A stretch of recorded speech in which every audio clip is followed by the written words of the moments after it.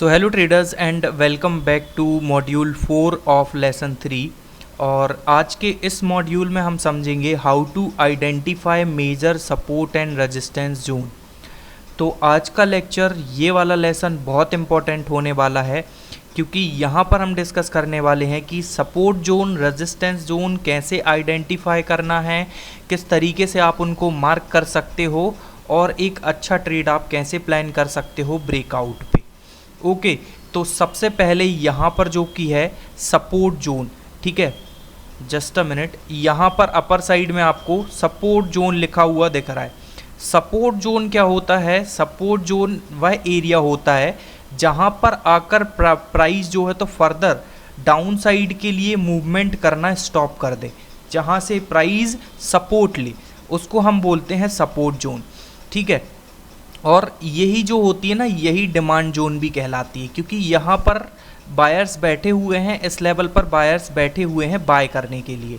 तो प्राइस अगर यहाँ आएगा तो यहाँ से बाउंस बैक कर रहा है, दैट मीन्स यहाँ पर ये वो लेवल है जहाँ पर बायर्स बैठे हुए हैं कि प्राइस अगर इधर आया तो हम यहाँ से बाय करेंगे, and this is also called the support zone. अभी रजिस्टेंस जोन क्या है? रजिस्टेंस जोन वो एरिया है जहाँ पर लाइक बायर्स को प्रिवेंट करता है, जहाँ पर सेलर्स एंटर कर जाते हैं, a price where sellers appear, जहाँ पर सेलर्स आ जाते हैं और फिर वो प्राइस को ऊपर नहीं जाने देते।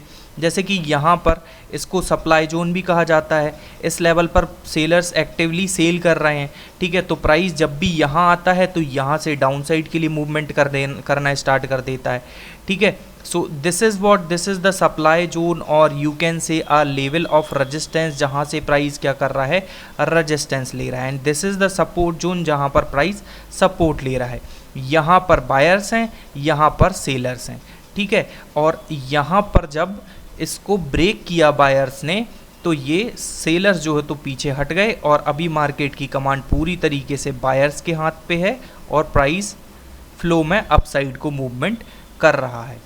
Okay so these zones are not exact lines, जैसे कि यहाँ पर चार्ट में आपको देखने को मिल रहा होगा कि ये जो है ये जोन है, ठीक है, ये एक जोन है, ये कोई एग्जैक्ट लाइन नहीं है। आप यहाँ पर एक लाइन ड्रॉ करके इसको मैच नहीं कर पाओगे, आपको एक जोन ड्रॉ करनी होगी, ठीक है। यहाँ पर एक जोन ड्रॉ की हुई है हमने, यहाँ एक अपर साइड में जोन ड्रॉ किया हुआ है, ठीक है। So these are not lines, these are zones जहाँ पर सेलिंग हो रही है या जहाँ पर बाइंग हो रही है। Okay moving further, now how you can identify major support and major resistance.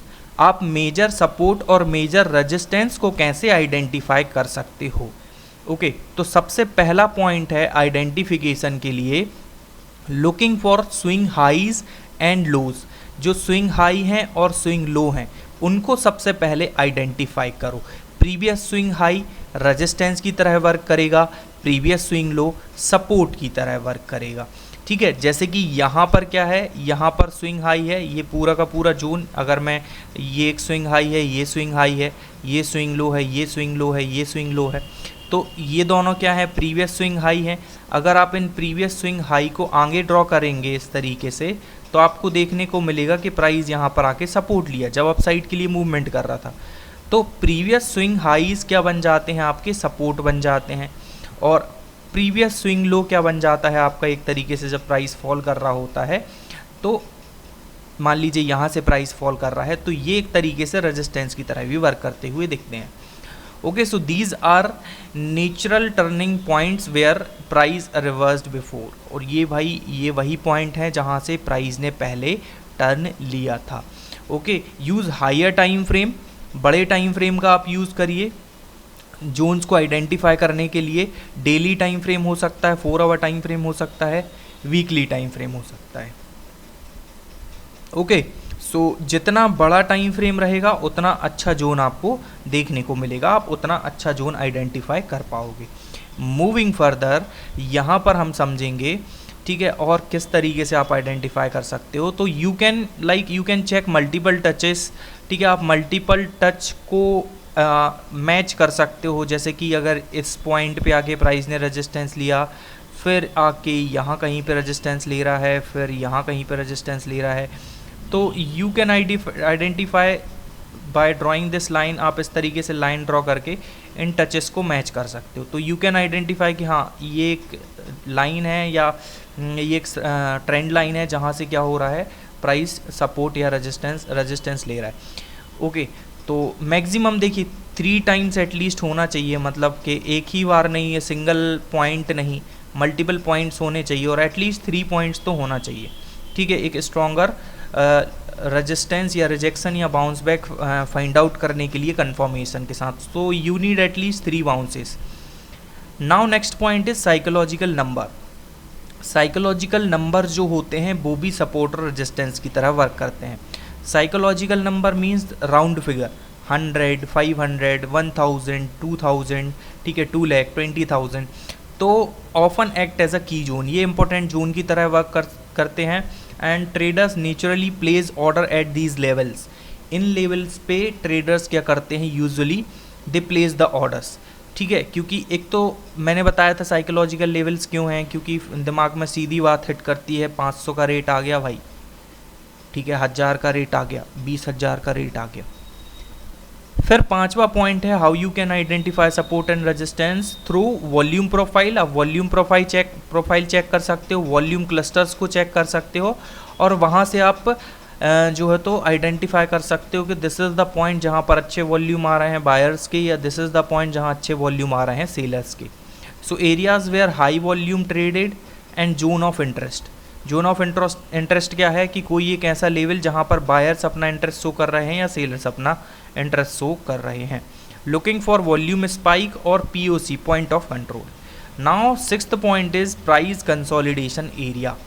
Price consolidation area क्या है, बिफोर अ बिग मूव, एक बड़े मूवमेंट के पहले प्राइस एक रेंज बनाता है। आप लोगों ने बहुत बार सुना होगा एक बेस क्रिएट कर लेने दो, मैं बार बार बोलता हूँ एक बेस क्रिएट कर लेने दो, ठीक है।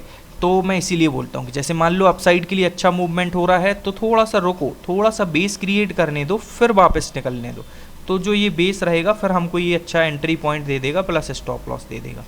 Okay, so this is how things work, that consolidation zone become future support and resistance. अभी ये जो कंसोलिडेशन का जोन है ये फ्यूचर सपोर्ट बन जाएगा, जब प्राइस यहाँ से लौट के आएगा तो यहाँ सपोर्ट लेगा, ठीक है।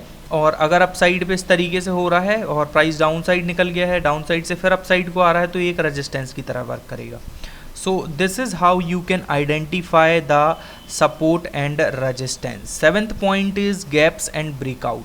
अब मार्केट लाइक जो 24 आवर्स मार्केट है वो तो भाई वहाँ पर आपको गैप देखने को नहीं मिलेंगे, ठीक है। बाकी जो डोमेस्टिक मार्केट है या जो 24 आवर मार्केट नहीं चलता वहाँ पर आपको गैप देखने को मिलेगा कि प्राइस यहाँ पर क्लोज किया, दूसरे दिन प्राइस ओपन हो रहा है यहाँ पर, तो दिस इज़ द गैप, ये पूरा का पूरा एक गैप है, ठीक है। अब मार्केट कभी ना कभी इस गैप को फिल करने ज़रूर आएगा, मतलब यहाँ पर लिक्विडिटी लेने आएगा, यहाँ पर डिमांड एंड सप्लाई लेने के लिए आएगा, इधर अप साइड डाउन साइड के एरिया पे ये गैप क्रिएट हो रहा है। So gap in stocks and strong breakout candles mark important zone, ठीक है। वो गैप और बड़े कैंडल्स को आप मार्क कर सकते हो, वो भी एक तरीके से सपोर्ट और रेजिस्टेंस की तरह वर्क करते हैं। So retest of those breakout often gives you a perfect entry. उन ब्रेकआउट्स का रीटेस्ट आपको एक परफेक्ट एंट्री देता है। Now 8th point is use trend line and channels, very important and very easy to use. Last वाले lecture में किस तरीके से चार्ट पे ड्रॉ करना है, सारी चीज़ें, सारे कंसेप्ट का एक कॉम्बिनेशन आपको मिलेगा, don't worry.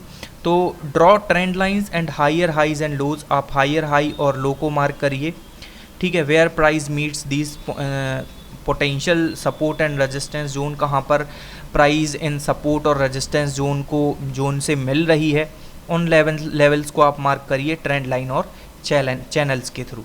Okay, so this is how you can find out a support zone और रेजिस्टेंस जोन। सारे पॉइंट्स हमने यहाँ पर कवर किए, ठीक है, कि look for the swing high and swing low, swing high swing low को देखिए, ठीक है। यूज़ हायर टाइम फ्रेम, बड़े टाइम फ्रेम का यूज़ करिए।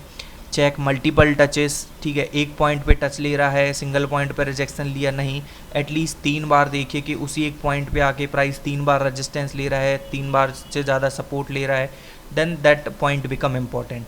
साइकोलॉजिकल नंबर को ध्यान में रखिए कि इस लेवल पर ये प्राइस अभी ट्रेड कर रहा है, 1 लाख के लेवल पे आया है या किसी भी एक राउंड फिगर के लेवल पे आया है तो वहाँ पर प्राइस डिफरेंटली रिएक्ट करता है।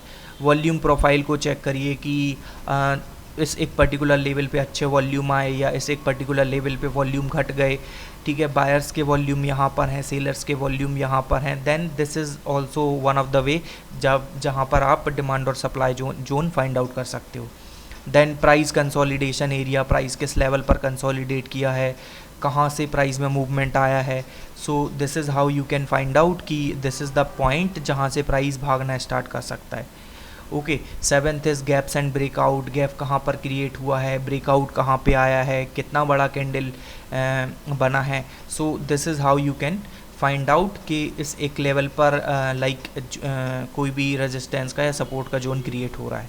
And all these things you can mark with the help of trend line and channels. आप ट्रेंड लाइन और चैनल्स को मार्क कर सकते हो इन सारी चीज़ों पे। एक इम्पॉर्टेंट पॉइंट जो मैंने यहाँ पर प्रो टिप में लिखा हुआ है, that is mark zones not lines, use a rectangle to mark the zones. Very important कि कोई भाई लाइन वाइन मार्क नहीं करना है।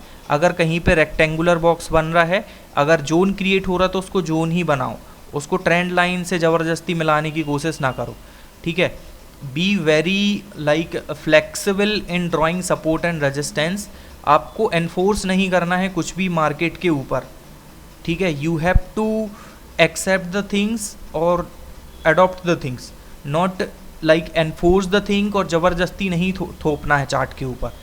अगर बन रहा है तो ठीक है, नहीं बन रहा है तो नहीं बन रहा है, ज़बरदस्ती नहीं बनाना है अपने मन से कुछ भी। Okay, while you are drawing like trend lines or anything, so price often bigs in and out of these areas। sometime आपने देखा होगा कि कभी प्राइस इस तरीके से निकल गया, आपने यहाँ ट्रेंड लाइन ड्रॉ किया, यहाँ से निकल गया बट प्राइस नीचे आ गया, तो ये फेलियर होता है जस्ट बिकॉज कि आप ज़बरदस्ती ट्रेंड लाइन ड्रॉ कर लेते हो। वहाँ पर प्राइस सपोर्ट ले भी नहीं रहा है या रेजिस्टेंस ले भी नहीं रहा है, फिर भी आपने ट्रेंड लाइन ड्रॉ कर लिया।